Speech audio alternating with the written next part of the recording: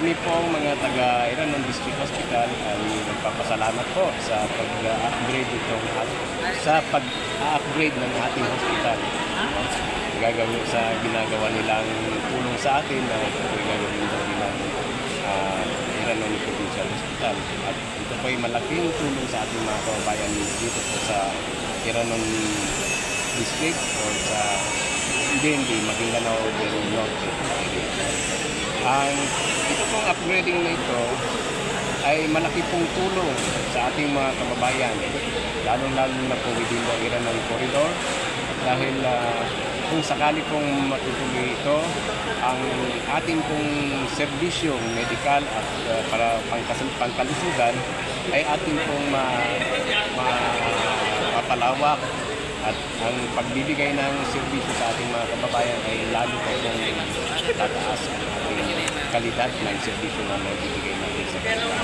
So maiiwasan po natin yung mga referral sa ibang hospital at maiiwasan din po natin ating mga kababayan na pumunta pa sa malalayong health facility para lalo mapantay yung tamang lunas ng kanilang mga karamdaman.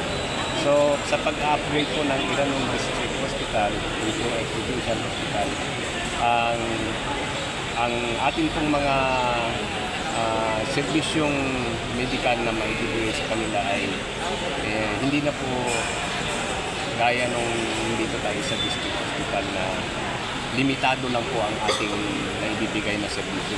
Kumbaga, pag sa upgrading ng hospital na to, pwede pong ang serbisyong ating maibibigay sa mga kababayan ay di kalidad po at pwede pong medyo aangat po yung serbisyo. Serbisyong ating makikita sa ngayon, ang nagagawa lang po natin is yung mga ang nabibigay lang po natin sa ating mga kababayan ay yung mga minor cases lang po ng mga sakit na pwede po natin makater ngayon dito sa Iranon District. Kung sa surgical po, ay mga minor cases lang po ang ating kayang gawin dahil hindi pa po sapat yung ating mga instrumento at mga equipments na nandito sa ating hospital. Kaya yung mga major operations po na dapat natin nabigay sa ating mga kababayan ay hindi po natin magagawa at ito po ay nare-record natin sa mga provincial hospital na po tayo, inshallah. Baka po makapag-cater na tayo ng mga karamdamang nangangailangan ng mga specialized doctors, no? Gaya ng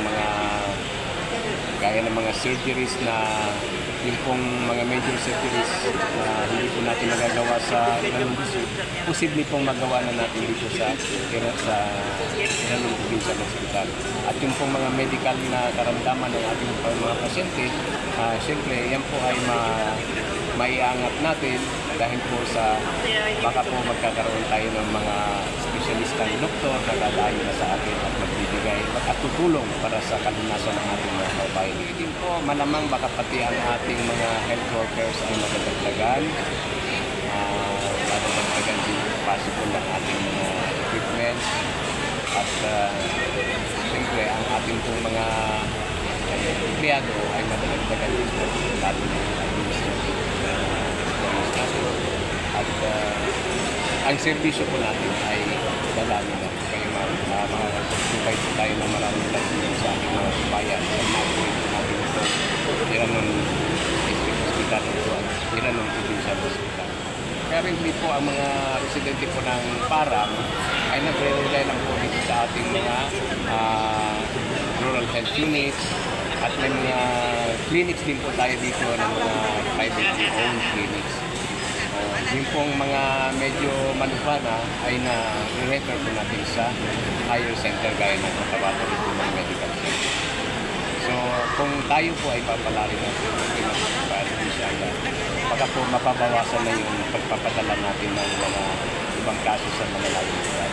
At dito pa lang, baka posibleng kakayanin natin, mabibigyan natin sila ng tamang ang magiging first provincial hospital dito sa Iranon. Wala pa pong government hospital na dito sa Parang po ang Iranon.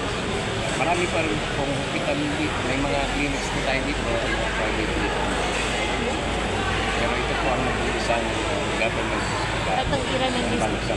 Dito sa para sa kasalukuyan po, tayo po ay tinulungan ng Ministry of Health. Ito po ay naisagawa at kasalukuyan pong pinapatayo doon po sa lugar ng Budakan area po. Opo. Ating magiging Iranon District Hospital, New Building. Sa Iranon District Hospital, isang po na aking mga kasamahan dito sa sinasabing hospital, ay lubos pong nagpapasalamat sa ating pong Bangsamoro government sa pangunguna po ni Chief Minister Ahod Ibrahim through the Ministry of Health sa pamumuno po ni Dr. Jojo Sinulinding at sa kanya po mga kasamahan dito sa UH na tumulong po sa atin dito sa Iranon District. At maraming salamat din po sa ating mga MP na nagsulong po ng batas na ito para tayo po ay ma-upgrade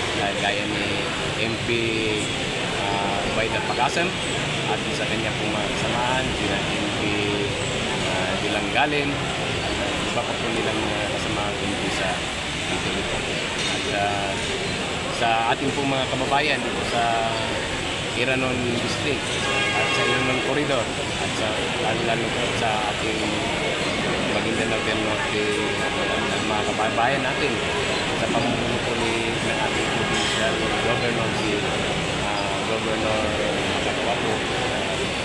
Kami po ay nagpapasalamat sa mga tulong na ibinigay nila dito sa Iranon District. Actually po, ang ating pong provincial governor, si Governor Kapapo ay nagtulong po ng mga equipments para dito sa Iranon District Hospital. At maraming salamat po sa mga equipments na ipadala nila sa amin. Ito po ay magbigay servisyo sa ating